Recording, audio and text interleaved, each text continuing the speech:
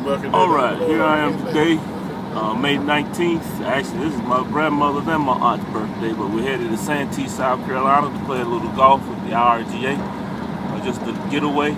And before me, I have Mr. Ed Holmes, a Dunbar alumni. Mr. Holmes, what year did you graduate from Dunbar? 1960. 1960? Yeah. Were those good times? It was a great time. What was the price of gas in 1960? 1960 was probably $1 and something a gallon. Okay. What kind of car did you have back then? 1960 didn't have one. You walked? I was walking. Did your friends have any cars? Yes, some of them did. Okay. Did they let you ride it with? No, they didn't. I don't know if they had friends then. I knew they had some. Charles Hoover had a car. We called him CC. He had one. And didn't many guys have cars back then. Okay. Couldn't afford them. Couldn't afford them. He was fortunate. His granddaddy worked at the railroad. Okay. Bought him one. He had a 54. 54. Yep. Well, you definitely times have changed from 1960 to 2012, wouldn't you say? Oh yes. Mr. Holmes, would you say that Dunbar gave you a foundation of what you are today? Yes, they did. Hey, could you explain? Well, they let me know that back then that it was a struggle to make it back in them days.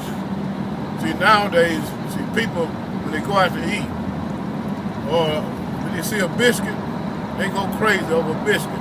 Back when I was in school, my mama packed a biscuit in my lunch, and you carried biscuit to school back in them days, people made fun of it.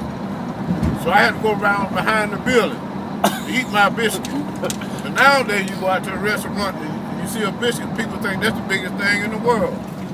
Right. So you had to hide in order to eat your biscuit. They would make fun of it. And and I'm sure back in those days that was the flour and rolling pin and everything. Yes, it was. So those were good biscuits. But you know something? I was fortunate. They gave me a job working in the cafeteria while I was going to school, cleaning it up. Me and Lewis Turner. Okay. Name of Griffin. We go down and eat. We got our lunch free. I ain't had to worry about carrying no more biscuits. I understand that. Mr. Holmes, would you say that was integration good? And I think what the school started integrating in 1969 maybe? I think it was somewhere around about 69. I'm not somewhere close to that area. Yeah, just going to a segregated school for majority of all of your life, do you think that it was better than integrated schooling? Well, I never been a part of the integration school system, you know. The whole time I was going, we was segregated. And that's what we knew. But integration, you know, we just think the presidents, you know, the United States. I reckon John Kennedy and some of them that came along. Whoever it was to fight for, you know, integration. I think it was a great thing because at least the kids back in them days, they could get better knowledge, they have better books. When I was coming along, our book was already handed down from another school to us. And you can see all the names that described on the books. But the integration is always good. You can mingle with people from all different races. Right. And that's a good thing. You just don't see just the black part of it.